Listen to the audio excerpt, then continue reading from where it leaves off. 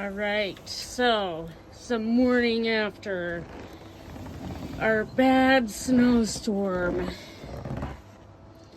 Here's what it looks like out here. You can see like kind of the layers, like on the bottom here is where the original snow was, and this is all new snow, but it's all like drifted, and this snow right here is all drifted and windblown. So I'll take you, I'll take you out on the deck. Holy cow, the snow is so deep. It blew so hard, it blew this wind chime off of the hook and it blew it clear over here. But I wanted to show you the ice art.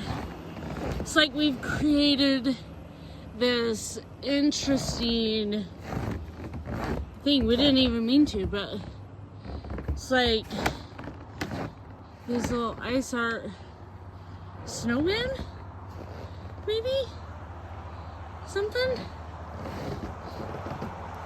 But what's interesting is all the layers we have from the wind is really cool.